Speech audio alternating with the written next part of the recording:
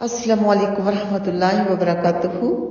آج ہم سورۃ المائدہ پارہ نمبر 6 کی آیت نمبر 3 کی تفسیر اور لفظی ترجمہ کریں گے انشاءاللہ تعالی، لیکن اس سے پہلے ہم حافظہ زاہدہ ملک کی آواز میں تلاوت سنیں گے۔ اعوذ باللہ من الشیطان الرجیم، بسم اللہ الرحمن الرحیم۔ حرمت علیکم المیتۃ والدم ولحم الخنزیر وما أهل لغير الله به والمنخنقة والموقوذة والمتردية والنطيحة وما أكل السبع إلا ما زكيتم وما ذبح على النصب وأن تستقسموا بالأزلام ذلكم فسق اليوم يئس الذين كفروا من دينكم فلا تخشوهم واخشون اليوم أكملت لكم دينكم وأتممت عليكم نعمتي ورضيت لكم الإسلام دينا فمن اضطر في مخمصة غير متجانف لإثم فإن الله غفور رحيم۔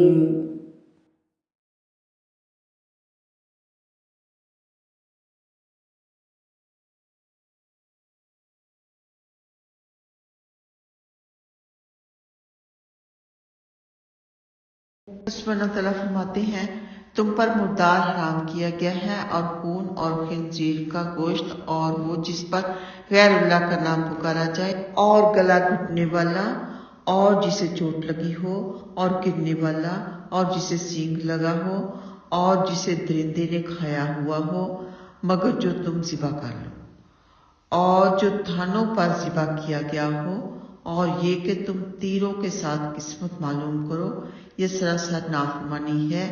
آج وہ لوگ جنہوں نے کفر کیا تمہارے دین سے مایوس ہو گئے، تو تم ان سے نہ ڈرو اور مجھ سے ڈرو۔ آج میں نے تمہارے لیے تمہارا دین کامل کر دیا اور تم پر اپنی نعمت پوری کر دی اور تمہارے لیے اسلام کو دین کی حیثیت سے پسند کیا۔ پھر جو شخص بھوک کی کسی صورت میں مجبور کر دیا جائے، اس حال میں کہ کسی گناہ کی طرف مائل ہونے والا نہ ہو، تو بے شک اللہ سبحانہ تعالیٰ بے حد بخشنے والا نہایت مہربان ہے۔ فرمایا حرمت علیکم المیتۃ والدم، اللہ سبحانہ تعالیٰ نے اپنے بندوں کو مطلع فرمایا ہے کہ ان کے لیے مردار حرام ہے۔ اس سے مراد ہر وہ جانور ہے جو ذبح اور شکار کیے بغیر کسی اور وجہ سے مر جائے۔ مردار کو اس لیے حرام کر دیا گیا کہ یہ خون نہ بہنے کی وجہ سے دل و بدن کے لیے بے حد نقصان دہ ہے، یہ صحت کے لیے اچھا نہیں ہے۔ البتہ مچھلی اس سے مستثنی ہے کیونکہ وہ ہر حال میں حلال ہے، خواہ اسے ذبح کیا گیا ہو یا نہ کیا گیا ہو۔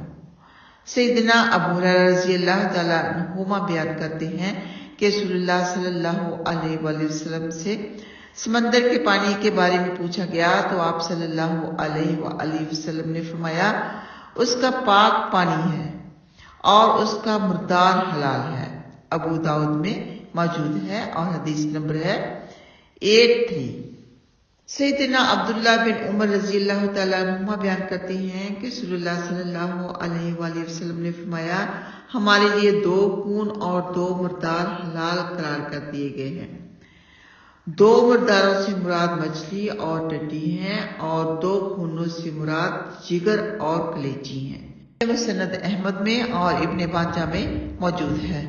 آگے حدیث ہے کہ سیدنا عبداللہ بن عباس رضی اللہ تعالیٰ عنہما بیان کرتے ہیں کہ ام المومنین سیدنا میمونہ رضی اللہ تعالی عنہا کی لونڈی کو صدقہ میں ایک بکری ملی جو مر گئی۔ رسول اللہ صلی اللہ علیہ وآلہ وسلم کا گزر اس طرف سے ہوا تو فرمایا تم نے اس کی کھال کو کیوں نہیں اتارا کہ اس کو رنگ دے کر اپنے کام میں لاتے؟ لوگوں نے کہا وہ مردار ہے۔ فرمایا مردار کا صرف کھانا حرام کیا گیا ہے، یہ مسلم میں موجود ہے۔ تو جو جانور حلال ہو یعنی اس کا گوشت حلال ہو تو وہ چاہے مردار ہی کیوں نہ ہو، اس کی کھال وغیرہ کو کام میں لایا جا سکتا ہے، لیکن ایسے جانور جو حرام ہیں ان کی کھال وغیرہ کو ہر حال میں لے کے آنا منع کیا گیا ہے۔ آگے فرمایا وَلَحْمُ الْخِنْزِيرِ، سور خواہ پالتو ہو یا جنگلی، جس طرح اس کا گوشت حرام ہے اسی طرح اس کے جسم کے باقی تمام اعضاء اور چربی وغیرہ بھی حرام ہیں۔ آگے سورۃ الانعام میں آپ پڑھیں گے اور آیت نمبر ہے 145 جس کا ترجمہ ہے سوائے اس کے کہ وہ مردار ہو یا بہایا ہوا خون ہو یا خنزیر کا گوشت ہو، بے شک وہ گندگی ہے۔ خنزیر کے گوشت کو گندگی کہا گیا ہے۔ سیدنا جابر بن عبداللہ رضی اللہ تعالیٰ عنہما بیان کرتے ہیں کہ رسول اللہ صلی اللہ علیہ وآلہ وسلم نے فرمایا اللہ اور اس کے رسول نے شراب، مردار، خنزیر اور بتوں کی خرید و فروخت کو حرام کر دیا ہے۔ عرض کی گئی اے اللہ کے رسول، مردار کی چربی کے بارے میں کیا حکم ہے؟ اس سے کشتیوں کو روغن کیا جاتا ہے، چمڑوں کو تیل لگایا جاتا ہے اور لوگ اسے چراغوں میں چلاتے ہیں۔ فرمایا نہیں، یہ حرام ہے۔ اور اسی زمرے میں خشکی کے جانوروں میں سے ہر کچلی والا درندہ اور پنجے سے شکار کرنے والا پرندہ بھی آتا ہے، جیسے کہ سیدنا ابو سلمہ رضی اللہ تعالیٰ عنہ بیان کرتے ہیں کہ رسول اللہ صلی اللہ علیہ وآلہ وسلم نے ہر کچلی والے درندے کو کھانے سے منع فرما دیا۔ یہ آیت بہت ہی اہم ہے۔ اور آگے فرمایا والمخنقۃ والموقوذۃ المنخنقہ، اس سے مراد وہ جانور ہے جو گلا گھٹ کر مر جائے، خواہ قصدن ہو یا اتفاق سے۔ والموقوذہ سے مراد وہ جانور ہے جسے کسی بھاری اور غیر دھار والی چیز سے مارا جائے، جس سے اس کی موت واقع ہو جائے۔ زمانہ جاہلیت کے لوگ جانوروں کو لاٹھیوں سے مار دیتے اور جب وہ مر جاتے تو پھر انہیں کھا لیتے تھے۔ سیدنا عدی بن حاتم رضی اللہ تعالیٰ عنہما بیان کرتے ہیں کہ میں نے عرض کی اے اللہ کے رسول، میں شکار پر ایک ایسی لاٹھی پھینکتا ہوں جس کے آگے چھری لگی ہوتی ہے اور وہ شکار کو لگ جاتی ہے۔ آپ نے فرمایا اگر تم چھری لگی لاٹھی پھینکو اور وہ جانور کو پھاڑ دے تو اسے کھا لو، اور اگر وہ اسے عرض کے بعد لگے تو وہ وقید یعنی موقوذ یعنی چوٹ لگ کر مرا ہے، لہٰذا اسے نہ کھاؤ۔ یہ بخاری اور مسلم میں موجود ہے۔ آگے فرمایا الا ما ذکیتم، اس سے مراد وہ جانور ہے جو مر رہا ہو مگر ابھی اس میں زندگی موجود ہو تو وہ ذبح کرنے کے بعد حلال ہے۔ سیدنا رافع بن خزیج رضی اللہ تعالیٰ عنہ بیان کرتے ہیں کہ میں نے عرض کی اے اللہ کے رسول، کل دشمن سے ہماری منبھیڑ ہوگی اور ہمارے پاس چھری موجود نہیں ہے تو کیا ہم سر کنڈے سے ذبح کر لیں؟ آپ نے فرمایا جو چیز بھی خون بہا دے اور اس پر اللہ کا نام لیا جائے تو اسے کھا لو، لیکن اسے دانت اور ناخن سے ذبح نہ کرو۔ اور ابھی میں اس کی وجہ بیان کرتا ہوں، اور وہ یہ کہ دانت ہڈی ہے اور ناخن حبشیوں کی چھری ہے۔ یہ صحیح بخاری اور صحیح مسلم کی حدیث ہے۔ آگے فرمایا وما ذبح علی النصب، اللہ سبحانہ تعالیٰ نے مومنوں کے لیے ایسے ذبیحوں کے کھانے کو حرام کر دیا جو تھان پر ذبح کیے جائیں۔ آپ بتوں کے لیے ذبح کرتے ہوں ان پر اللہ سبحانہ تعالیٰ کا نام ہی کیوں نہ لیا گیا ہو، کیونکہ بتوں کے لیے ذبح کرنا شرک ہے۔ سیدنا ثابت بن ضحاک رضی اللہ تعالیٰ عنہ بیان کرتے ہیں کہ رسول اللہ صلی اللہ علیہ وآلہ وسلم کے زمانہ میں ایک شخص نے نذر مانی کہ وہ دیوانہ کے مقام پر ایک اونٹ کو نحر کرے گا۔ جب نظر پوری کرنے کا وقت آ گیا تو وہ شخص نبی پاک صلی اللہ علیہ وآلہ وسلم کے پاس آیا۔ اس نے کہا میں نے بوانہ کے مقام پر ایک اونٹ نحر کرنے کی نظر مانی تھی، سو کیا اب نظر کو پورا کر دوں؟ رسول اللہ صلی اللہ علیہ وآلہ وسلم نے حاضرین سے دریافت فرمایا کیا وہاں ایام جاہلیت کے بتوں میں سے کسی بت کی پوجا ہوتی تھی؟ لوگوں نے کہا نہیں۔ تو آپ صلی اللہ علیہ وآلہ وسلم نے پوچھا کیا وہاں مشرکین کے عیدوں میں سے کوئی عید تھی؟ لوگوں نے کہا نہیں۔ شخص سے فرمایا اپنی نظر پوری کرو، البتہ اللہ کی نافرمانی میں نظر کا پورا کرنا جائز نہیں، اور نہ اس چیز میں نظر پوری کرنا جائز ہے جو ابن آدم کی ملکیت میں نہ ہو۔ یہ ابو داؤد کی حدیث ہے۔ آگے فرمایا وَأَن تَقْسِمُوا بِالْأَزْلَامِ، کفار مکہ کا یہ قاعدہ تھا کہ جب وہ کسی کام کے کرنے کا ارادہ کرتے تو تیروں کے ذریعے معلوم کرتے کہ وہ کام ان کے لیے مناسب ہے یا نہیں، اس کام کا نتیجہ ان کے لیے مفید ہوگا یا مضر، یعنی نقصان دہ۔ اگر تیر کے ذریعے انہیں معلوم ہوتا کہ وہ کام مضر ہوگا تو اسے نہ کرتے۔ یہ بھی گویا کہانت اور استمداد بغیر اللہ کی شکل ہے، اس لیے اسے بھی حرام کر دیا گیا۔ سیدنا عبداللہ بن عباس رضی اللہ تعالیٰ عنہما بیان کرتے ہیں جب نبی پاک صلی اللہ علیہ وآلہ وسلم نے کعبہ کی تصویروں کو دیکھا تو آپ اندر داخل نہیں ہوئے یہاں تک کہ آپ کے حکم سے وہ تمام تصویریں مٹا دی گئیں، اور جب آپ نے ابراہیم علیہ السلام اور اسماعیل علیہ السلام کی تصویروں کو دیکھا کہ ان کے ہاتھوں میں تیر تھے تو آپ صلی اللہ علیہ وآلہ وسلم نے فرمایا اللہ کی قسم ان دونوں نے کبھی تیروں سے فال نہیں نکالی۔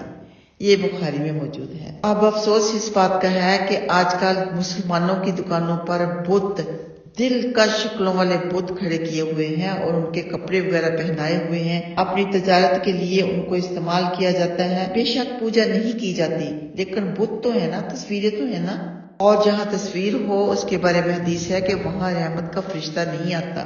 اور جو بچوں کو ڈالیز لے کے دیتے ہیں ان کے بھی چہرے بہت دلکش بنائے ہوئے ہوتے ہیں، آنکھیں، لپس، ناک، ایوری تھنگ۔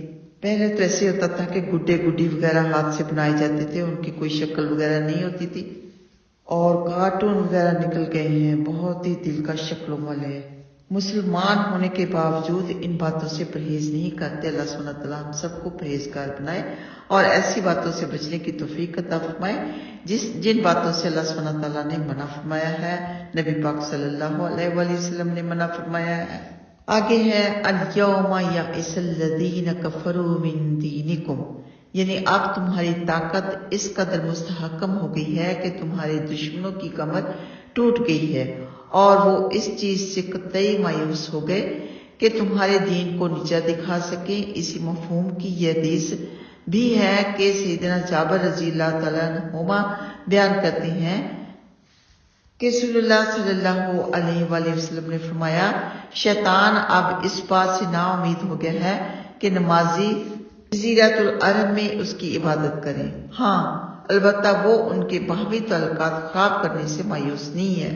یہ صحیح مسلم کی حدیث ہے۔ آگے ہے الیوم اکملت لکم دینکم واتممت علیکم نعمتی ورضیت لکم الاسلام دینا۔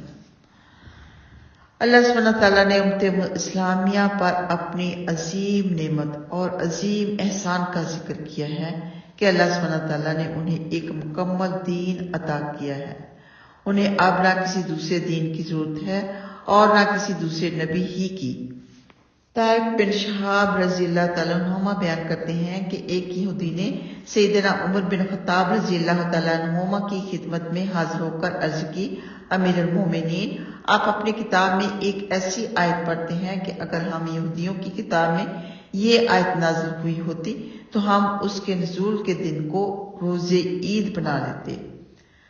آپ نے فرمایا کون سی آیت؟ اس نے جواب دیا الیوم اکملت لکم دینکم واتممت علیکم نعمتی۔ یہ سن کر سیدنا عمر رضی اللہ تعالیٰ عنہ نے فرمایا اللہ کی قسم میں اس دن کو جانتا ہوں جب یہ رسول اللہ صلی اللہ علیہ وآلہ وسلم پر نازل ہوئی تھی۔ عرفہ کی شام کا وقت تھا اور جمعۃ المبارک کا دن، اور جمعہ ہمارے لیے عید ہی ہے۔ یہ بخاری کی حدیث۔ واقعہ ہی جمعہ کا دن ہمارے لیے عید ہی کی طرح ہوتا ہے۔ اسے عید کی طرح اس طرح بنائیں کہ صاف ستھرے کپڑے پہنیں، ساری سنتیں پوری کریں، غسل کریں، ٹوتھ برش کریں، نماز پڑھنے سے پہلے سرما وغیرہ ڈالیں، عطر لگائیں، درود پاک کی کثرت رکھیں، سورہ کہف پڑھیں، یعنی ساری سنتیں پوری کریں۔ اور ماشاءاللہ بعض لوگ تو جمعہ والے دن اپنا کاروبار تک بھی بند کر دیتے ہیں۔ اللہ اکبر۔ بہت پیاری حدیث ہے آگے بھی۔ سیدنا ابو ہریرہ رضی اللہ تعالیٰ عنہ بیان کرتے ہیں کہ رسول اللہ صلی اللہ علیہ وآلہ وسلم نے فرمایا، میری اور دوسرے پیغمبروں کی مثال جو مجھ سے پہلے ہو چکے ہیں ایسی ہے جیسے کسی شخص نے گھر بنایا اور اس کی خوب زیبائش و آرائش کی، لیکن اس کے کونوں میں سے ایک کونے میں ایک اینٹ کی جگہ چھوڑ دی۔ پس لوگ اس کے ارد گرد پھرنے لگے اور انہیں وہ عمارت پسند آئی اور وہ کہنے لگے کہ یہ ایک اینٹ یہاں کیوں نہ رکھ دی گئی؟ نبی پاک صلی اللہ علیہ وآلہ وسلم نے فرمایا، میں وہ اینٹ ہوں اور میں خاتم الانبیاء ہوں۔ یہ بخاری اور مسلم کی حدیث ہے۔ آخر میں اللہ سبحانہ تعالیٰ نے فرمایا، فَمَنِ اضْطُرَّ فِي مَخْمَصَةٍ غَيْرَ مُتَجَانِفٍ لِإِثْمٍ فَإِنَّ اللَّهَ غَفُورٌ رَحِيمٌ، یعنی اگر کوئی شخص اپنی جان بچانے کے لیے ان حرام چیزوں میں سے کسی کے استعمال کرنے پر مجبور ہو جائے اور ضرورت سے زیادہ استعمال نہ کرے، اس کا مقصد صرف جان بچانا ہو، تو اللہ سبحانہ تعالیٰ اسے معاف کر دیں گے۔ جیسے کہ سورۃ البقرہ میں بھی آپ پڑھ چکے، آیت نمبر 173 پارہ نمبر 2۔ تو یہاں پر ہم ترجمہ پڑھ لیتے ہیں۔ اس نے تم پر، یعنی اللہ سبحانہ تعالیٰ نے تم پر صرف مردار اور خون اور خنزیر کا گوشت اور وہ ہر چیز حرام کی ہے جس پر غیر اللہ کا نام پکارا جائے۔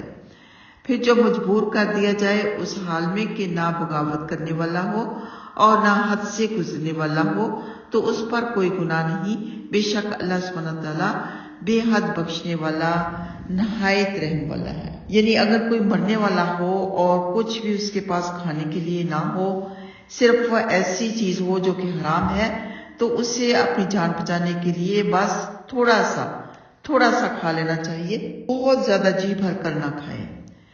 آخری حدیث سیدنا عبداللہ بن عمر رضی اللہ تعالیٰ عنہما بیان کرتے ہیں کہ رسول اللہ صلی اللہ علیہ وآلہ وسلم نے فرمایا، بے شک اللہ سبحانہ تعالیٰ اس بات کو پسند نہیں فرماتا ہے، بے شک اللہ سبحانہ تعالیٰ اس بات کو پسند فرماتا ہے کہ اس کی عطا کردہ رخصتوں کو قبول کیا جائے، جیسے کہ وہ اس بات کو ناپسند فرماتا ہے کہ اس کی معصیت کا ارتکاب کیا جائے۔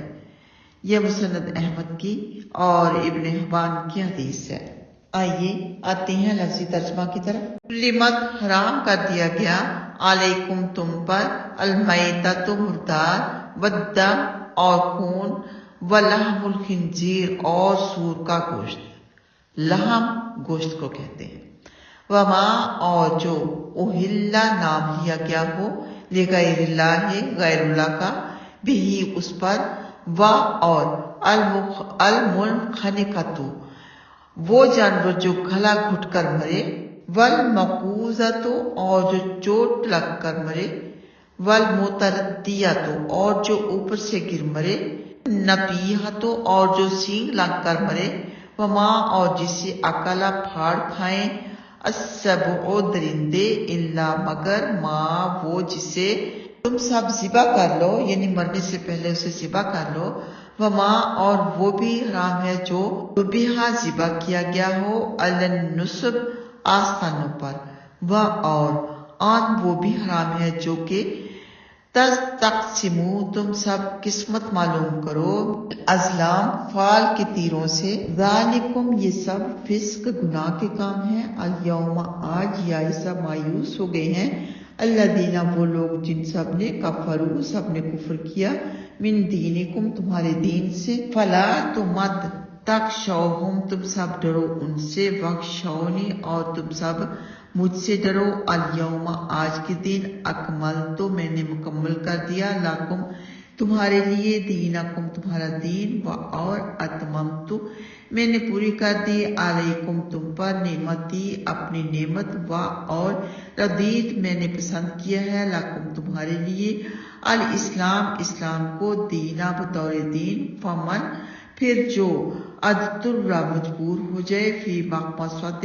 بھوک کی حالت میں، حرام کردہ چیزوں کو کھانے پر، غیر نہ متجانفن جھکنے والا ہو، لِإِثْم گناہ کی طرف، ان اللہ تو بے شک اللہ سبحانہ وتعالیٰ غفور بہت بڑا بخشنے والا، الرحیم بہت زیادہ مہربان ہے۔ تو ضرور پڑھنا چاہیے صبح شام رضیت باللہ رب و بالاسلام دین و بمحمد النبی صلی اللہ علیہ وسلم 3 دفعہ۔ اللہ سبحانہ وتعالیٰ کا ہم پر بے حد و حساب احسان ہے، اللہ کی بہت بڑی سب سے بڑی نعمت ہے کہ اللہ سبحانہ وتعالیٰ نے ہمیں مسلمان بنایا، ہمیں بہت بڑی نعمت سے نوازا، ورنہ اگر ہم کسی غیر مسلم کے یہاں پیدا ہوئے ہوتے، اگر دین قبول کرتے تو بہت مشکلات کا سامنا کرنا پڑتا، اور یہ بھی پتہ نہیں کہ دین قبول کرتے کہ نہ کرتے۔ کہتے ہوئے بھی یہ بات ڈر لگتا ہے، لیکن یہ سوچ کے اور بھی زیادہ شکر ادا کریں گے کہ یا اللہ تیرا شکر ہے کہ تیری پاک ذات نے ہمیں اس پریشانی سے محفوظ فرمایا اور ہمیں مسلمان بنا دیا۔ اور یہ بھی ضرور ہمیشہ پڑھتے رہنا چاہیے، یا مقلب القلوب ثبت قلبی علی